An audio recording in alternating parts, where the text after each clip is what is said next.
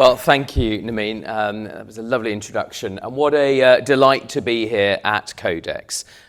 It's such a great gathering of important and innovative entrepreneurs. I wish I could stay.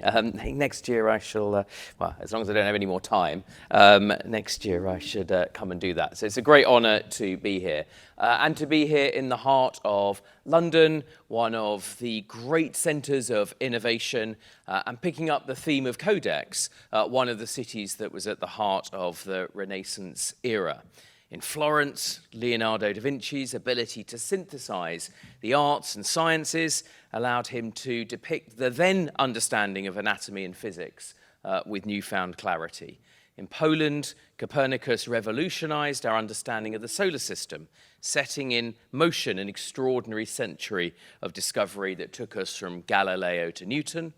And in England, here in England, Francis Bacon laid down the fundamental laws for the scientific method, not in, as was common then, speculation or superstition, but in rigorous observation of the world as we see it, essentially the formation of the modern scientific method. And the Renaissance was defined by the courage of its protagonists to upend the certainties of the age in pursuit of truth.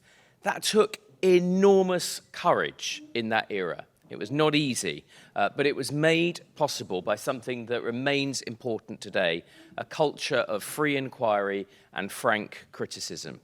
To be an innovator then and now is to be sometimes a heretic, a dissenter, and a revolutionary willing to risk it all. Just to give you an analogy, perhaps the greatest invention of all time, of human civilization, the printing press, churned out political pamphlets that condemned innovators that threatened the status quo. And you think about it, the advent of sudden, cheap, ubiquitous publishing was a revolution equivalent to the smartphone and social media today.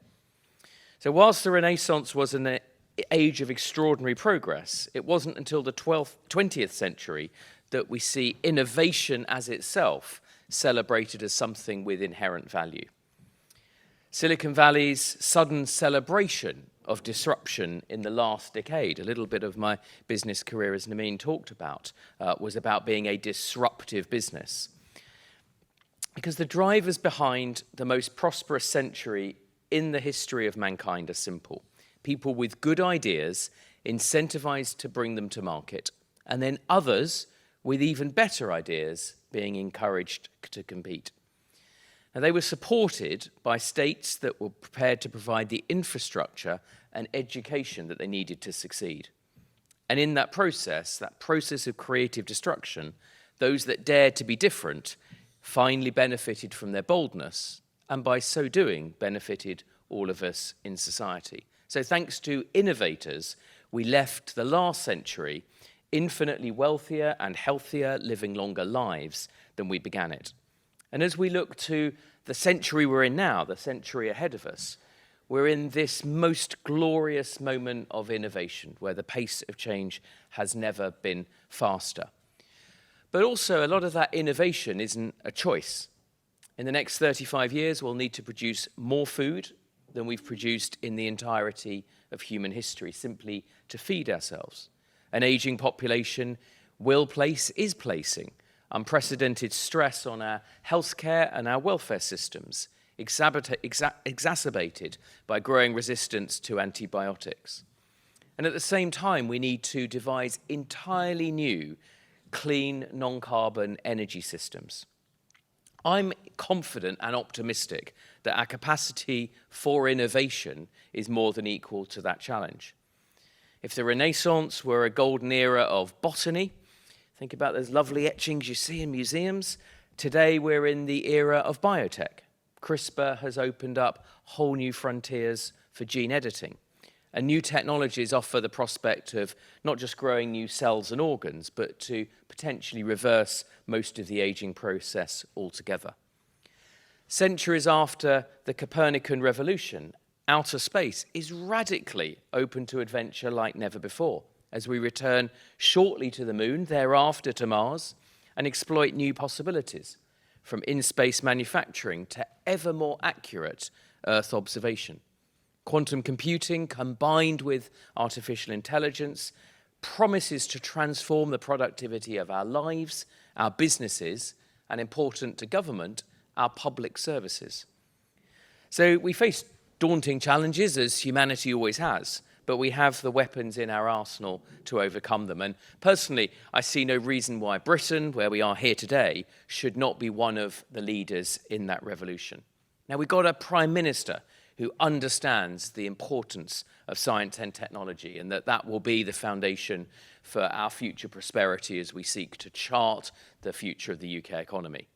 That's why he created a brand new department, relatively novel in government to create a brand new department, the department in which I work, Department for Science, Innovation and Technology. The clue is in the name, and we're blessed by a relentless focus on exactly that. Since then, over the last 5 years, we've increased spending, government spending, on research and development to over £20 billion by the end of this financial year, £20 billion a year, every year, the highest level in history. And in cash terms, that's an increase of about a third since just 2021. But political leaders, and I don't count myself as one, but political leaders need reminding that you can't simply spend your way to success. The economy of tomorrow will not actually be built by governments. Before I became a Member of Parliament, I spent 27 years in business, and most of the businesses that we're in were disruptive.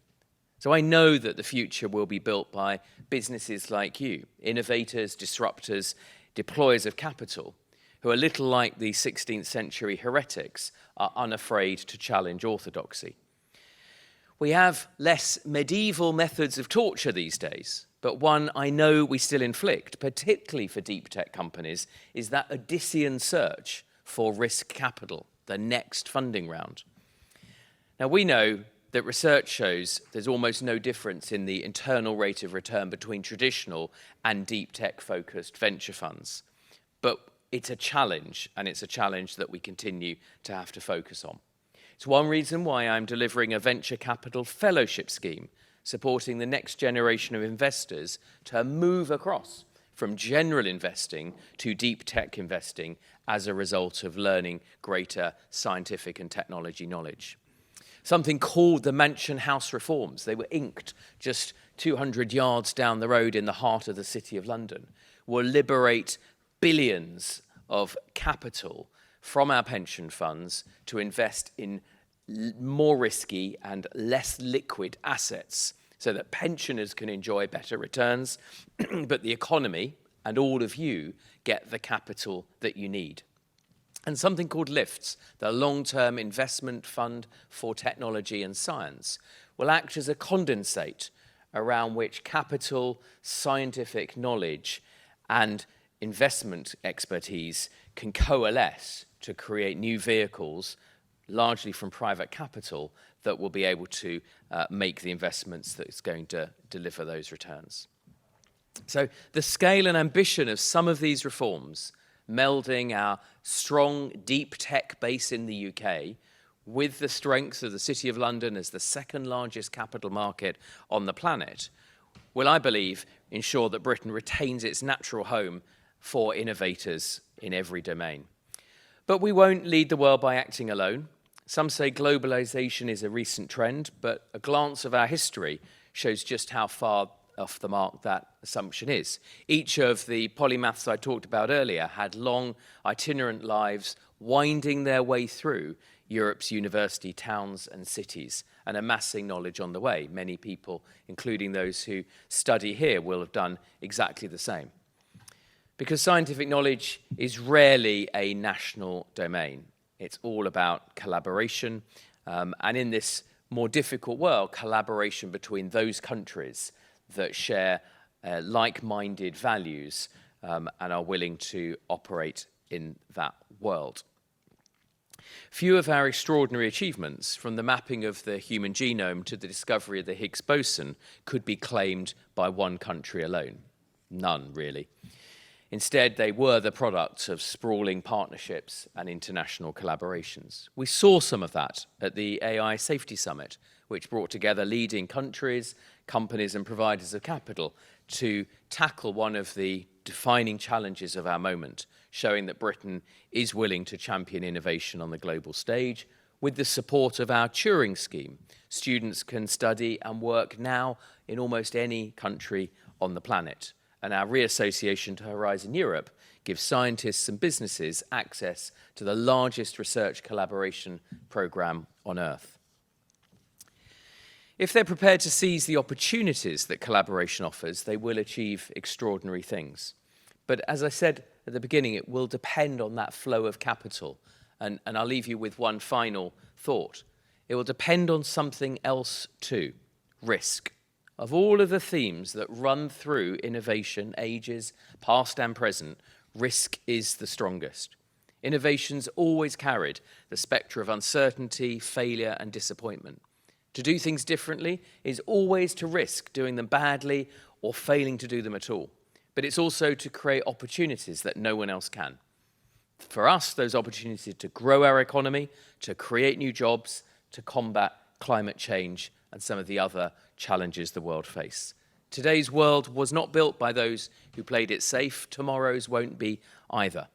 And if we want to build the most innovative economy in the world, and we do, then we must empower our risk takers to take chances, and we must be prepared to take our own risks too, in the belief that only by backing the very boldest science and technology and those companies that it spawns can we succeed. That's our focus. That's what we intend to do. Thank you very much indeed. Have a lovely day.